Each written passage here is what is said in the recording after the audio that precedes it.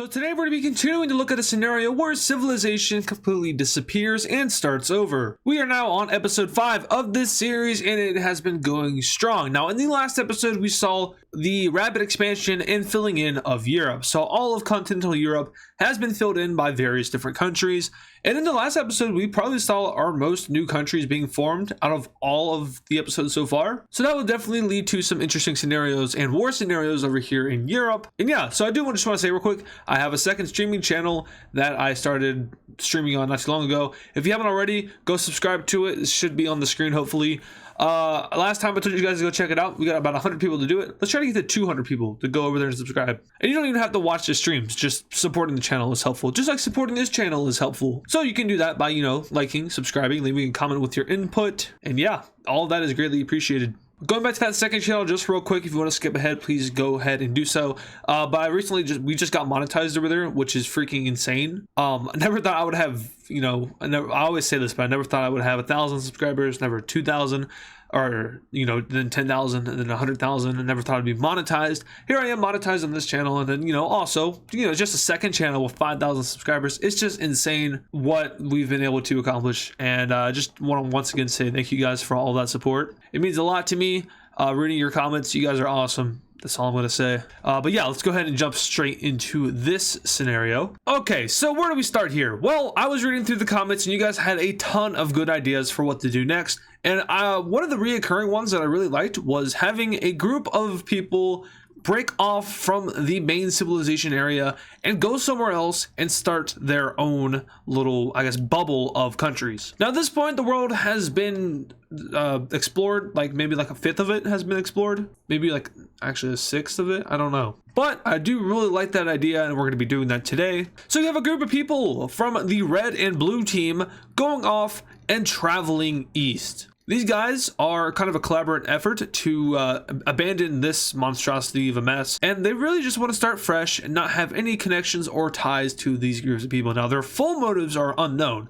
I'm going to leave that to you guys. You guys do like making your own lore for this, and I do read through that, and some of it's pretty good. So do keep doing that because it's really entertaining. I'm sure other people in the comments like reading through that stuff as well. But these guys are going to go. And they're gone. They will stay true to the explored areas until eventually they get to the Bangladesh area. And at this point, well, they are on their own. So what they do is they try to hug the coast for a little bit. Now remember, this is unexplored land. So they don't know what's over here. And this group, you guys, once again, I do like to leave a lot of the stuff to you guys. You can guess how many people are in this group. I'm going to say maybe 1,000, 1,000 to 2,000 people. So this is a big group of people. And it could actually, thinking about it now, maybe 2, 3, 4, 5,000 people. I mean, realistically, that big of a migration is very hard at this time. So they do move, but at the same time, they do have to keep up with supplies. So there are shipping routes going back and forth between them and these other countries, just so they can, survive. And while they're doing these supply routes back and forth, we have people continuing to join their group. So now people from this country, this Lime country, even some of these African ones are going over. And the movement picks up, and eventually they do reach over here to the Pacific Ocean. And this is going to be the first time that they ever contact the Pacific Ocean. Of course, this is the Indian Ocean. This is the Pacific Ocean. So now humanity has access to around 3 oceans. Doesn't mean anything now because they can't really cross them at this point. But the group makes it over to Vietnam and they keep looking around going south. However, they are stopped briefly because they find it difficult to go further into the Vietnamese and Southeast Asian jungles. Now, I know, of course, this area is no exception.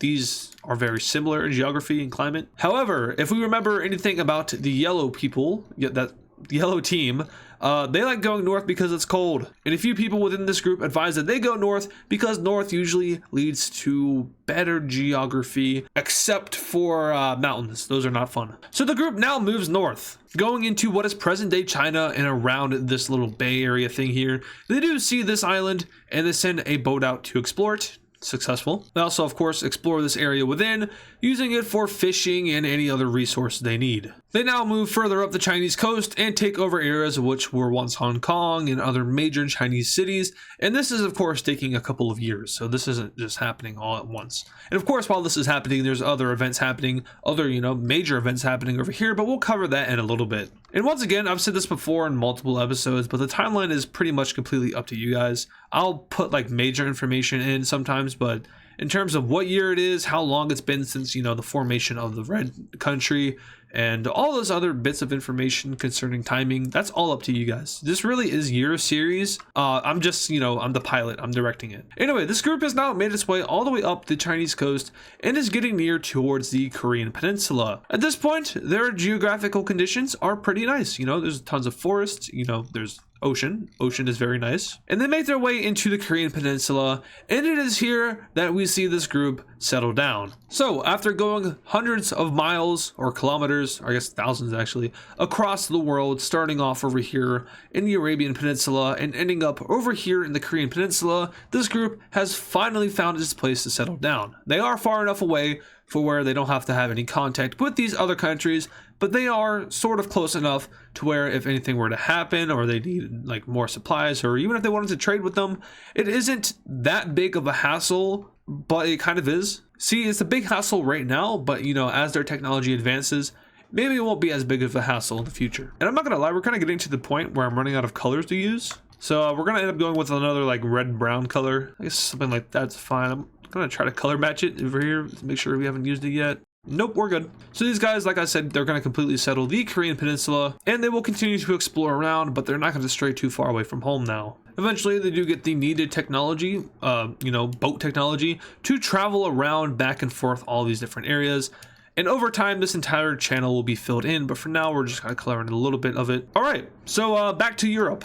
And it is here that we're going to kind of take, I don't want to say we're going to take a break from mapping, because we're not doing that. And it is here that we're going to kind of, you know, pause on the whole war and expansion thing. And we're going to do another one of your guys' suggestions, which was capitals. This is a very good idea. And I'm not honestly too sure why I haven't done this just yet, but we will now be doing it here. So starting off with the oldest country, the red team, their capital is up here in Mesopotamia somewhere. Baghdad or something like that, but it's pretty much right in the middle of their country. The blue team has been interesting. They've moved it around a lot, but they ended up settling in over here in what is the present day UAE. The purple team, everyone's favorite, right? Rome. And for these other tiny countries, I'm just going to kind of dot them around wherever I want to put them. You know, they don't necessarily have to be where real life cities are, but I will try to base it off of like where they first started. In terms of like how they expanded. All right, so here is our capital map. So I've put in a dot for every single country except for the orange one. And yeah, so some of these guys are like a yellowish color, so it's gonna be hard to see their capitals. The yellow team, literally you can't see anything I put down. What that was, every single country. So, you know, if there's ever a war later on, we can see where the capital is, and if a country captures that said capital, then they will be in good business. Anyway, the brown team here is going to go ahead and explore more of the Nordic regions, this time focusing in on the coastal areas of Norway. Now, there is something called a mountain range, and those are not fun to deal with. So the exploration is fairly limited, but they do stick to the coastal areas like they wanted to, and they establish themselves as the northernmost country to explore as they go all the way up into the Arctic Circle. However, this does not last long because they start to die off. It is very cold up here. But with the knowledge of an ocean above the continent, this kind of leads to a push for further northern exploration. If you can reach the water, that means that there is a large chunk of land up there which you can claim for your own country. And with this push, of course, there's going to be greater exploration. So a lot of these countries, such as the yellow lime, and the green countries, will all send exploration up north, facing the harsh, cold Russian weather. I was about to say winter, but we're not really doing seasons here. And remember, this is all happening while the team over here is going out to Korea. So you can kind of, you know, place these events how you want to place them.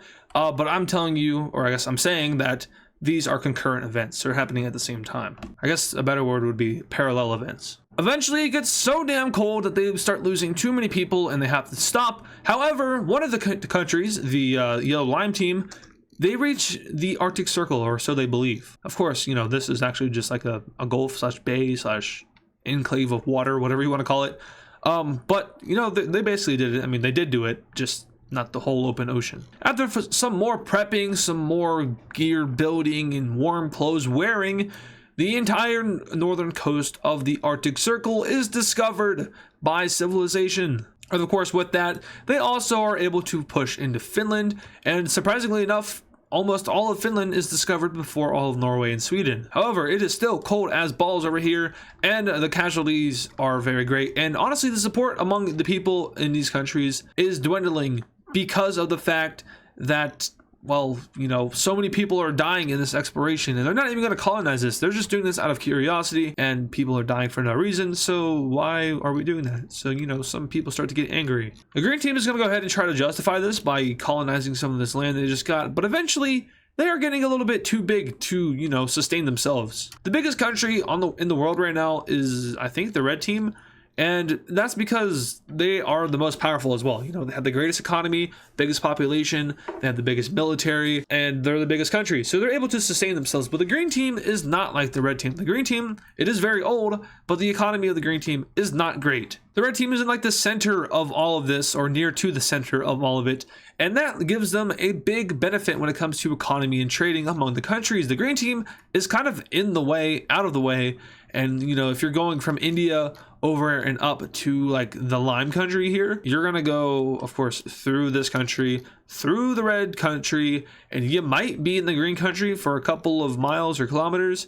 But ultimately, you can also go by sea here to get up to the capital of where Crimea is. You know, maybe you do some trading there and then you go up. But ultimately, the green country is just out of the way. And that makes their economy not so great. So, you know, they are going to expand a little bit. So, yeah, they are going to expand a little bit, but they don't have the financial stability to consistently expand into this newer territory. So ultimately, after, you know, pushing themselves out quite a lot, they're going to stop and declare a state of, well, isolation. Isolation in the sense that you're not allowed to leave this country. If you're living in this country, you have to stay here. And we get ourselves our first kind of dictatorship of a country. Well, it's not the first, because we had dictatorships to start off with in the series.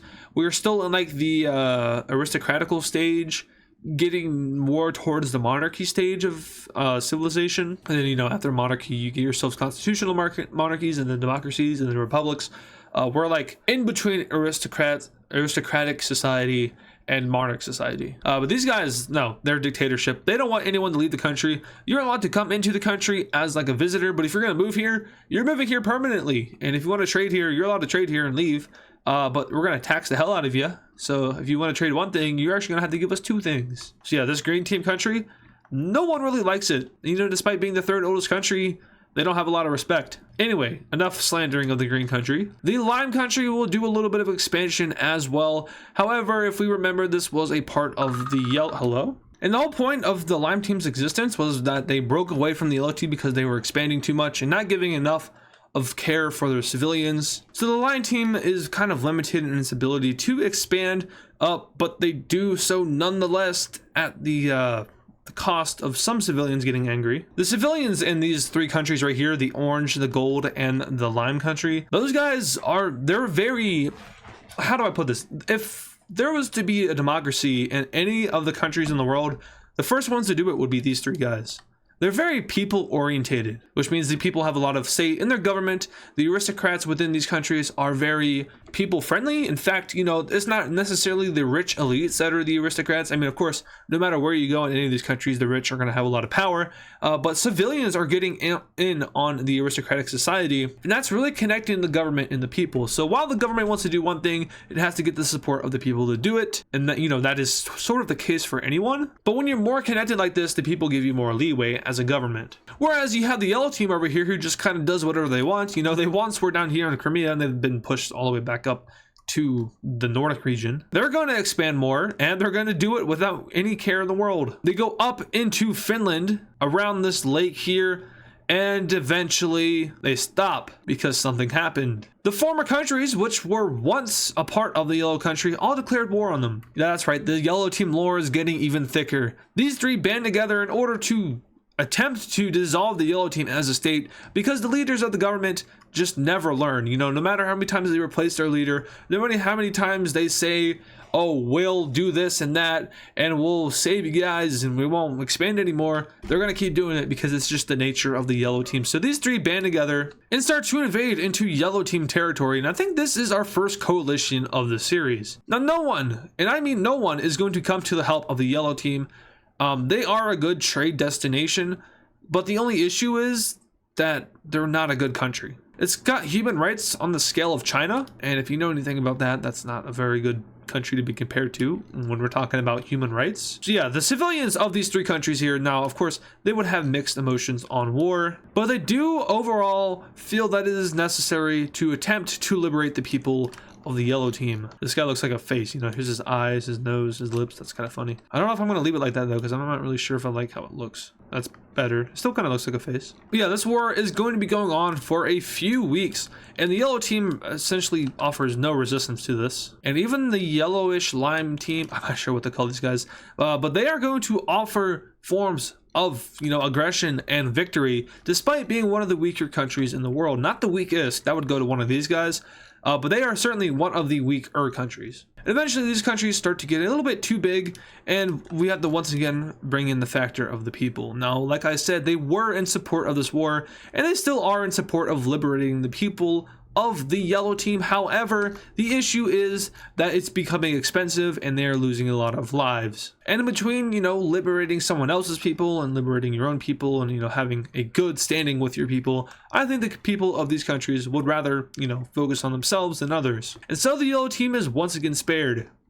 Or is it? Absolutely not. In the regions that were closest to the invading countries, we have another breakaway. The yellow team cannot keep themselves under control. And this is a pretty significant breakaway because it essentially cuts them off from the rest of Europe in a way in which it might end up leading to the collapse of the yellow team country. Various counties or principalities or, you know, provinces, whatever you want to call them, they snatch away their own land and form their own new republic. Now, if you notice here, you see that the yellow team is split into two, and this is kind of left alone. This beige cream, someone got mad at me for calling it the cream team. This beige kind of team, they're gonna go ahead and just take this for their own. It's free land, and honestly, this little sector of land that was just annexed probably didn't want to be a part of the yellow team anyway. So yeah, this country right here, Poland, expands itself. And of course, we do have to add the capital for the newer country, in which we're going to put right down here near the other countries. The rebellion started down south and it spread up north, so it makes more sense for the major city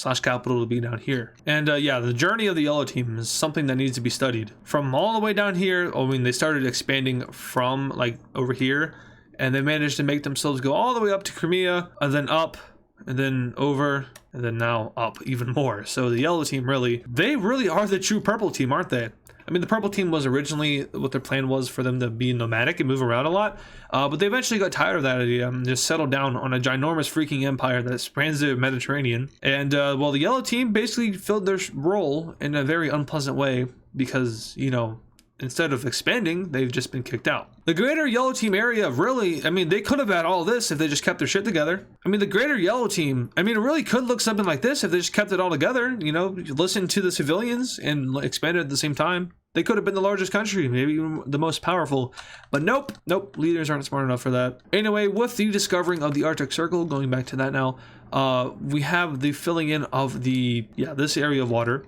That's essentially all discovered, and of course, we do have to factor in the fact that the brown country over here did do some exploring along the coastal areas of Norway. Otherwise, I don't think they would be able to do all that they did. And that's simply for the fact that there is a hideous amount of mountains along this way. And there's also ice, so I'm not sure how well they did, but we're just gonna ignore that, right? A little bit more exploring goes into Sweden and around that coastal area. There's not much planning out of this. They just basically follow the water. And eventually they do sweep through Sweden. That Norwegian mountain range is a little intimidating, so they don't go too far. They do finish off, however, the coastal areas and meet up with the other discovered areas in Finland. But now we jump down to where it all started, the Arabian Peninsula / the Middle East. The red team has been dormant for a while. They haven't done much other than like when that one country collapsed, they kind of snuck in and took a little bit of land down here. But they will be changing that today because they're going to be going after one of their neighbors, and that neighbor is unfortunately this weird pinkish purple magenta color. Yeah, well, they're going to get absolutely smashed and crushed. They have no chance against the red team, and unfortunately they're kicked out of the mainland. Now, however, they do survive in Crete. The red team doesn't see a point in conquering Crete because it's basically just a giant mountain.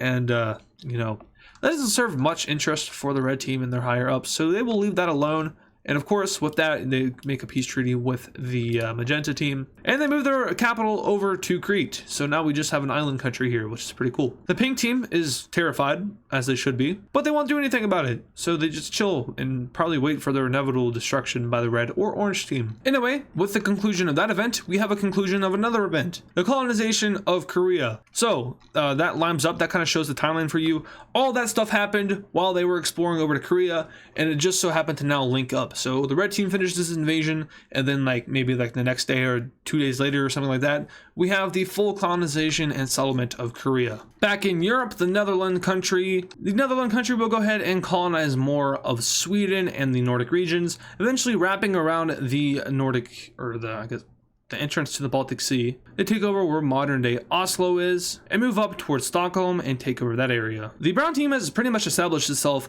as a very strong Germanic country at this point. Now I say Germanic because these are the Germanic areas. They have a good foothold in England. They have, of course, Germany, a good portion of France, which is not Germanic, but they take the northern part of that. They take over the Netherlands, Denmark, southern Norway, and Sweden. So yeah, those are a lot of Germanic countries in there. And there are a lot of parallels to this universe and with our current universe. Anyway, back over to Korea. This will probably be our last event in this video, but we have them exploring more of the Manchuria region. And I know Manchuria isn't a real thing anymore, so I'm not sure what to call this area. But they explore more, and eventually they take more, now wrapping around the Chinese Bay. I need to learn names of water and mountains and islands. I'm not a geography YouTuber, if this hasn't been apparent already. I am a mapping YouTuber. And actually, I don't even know if I'm a mapping YouTuber. What kind of YouTuber am I? An alternate scenario YouTuber? Make it up as I go YouTuber? I don't even know. But the Korean Empire, if that's what I want to call it, explores a lot of land, and of course they also fill in all of this bay like I said they would. And yeah, things are going good for them. Now honestly, the thumbnail of this video probably isn't going to include Korea. That's because for the thumbnails I do color all the gray areas in white like this, and honestly having a thumbnail like this, I don't know if that's going to look too good. So maybe I'll just do this, and then in the next episode we might do more over here, who knows. Anyway, that will do it for today's video. Like I said in the beginning of the video, please go check out my streaming channel. If you don't want to watch the streams, you don't have to, but I am planning on streaming pretty much every single Saturday. This upcoming Saturday, I think we're doing a Lethal Company. I'm gonna have a friend over, so we'll have 2 people here, and it's gonna be a fun time. You know, we might have viewers join the game. We might be going for some high quotas and stuff like that. I don't know. We might play a different game. We might do a Call of Duty stream. So really, if you want to see into that kind of stuff, I stream all kinds of different games over there. Then go subscribe to the channel. And if you don't want to watch that kind of stuff, if you want to support me anyway, subscribe to that channel. I might try to push it to 10K by the end of this year. Sub goals on an alt channel is stupid, so I don't know why I said that. But anyway, that is going to do it for today's episode. Thank you guys so much for watching, and I'll see you all in the next one. And of course, thank you to all the super fans, which include Matthew Newman, Yam, Kylie Speaks Plays, Shadow Gamer Z, Deva Edits, Mr. Bonk 7, Hammer Toad 45, Patrick Clauser, Connor the Gamer, Texan Cowboy Cheese, Poland Country Ball, Yakko, Nevada Garbage Trucks, DW Cool Dude, Soviet Ball, and Serminator. Once again, thank you guys.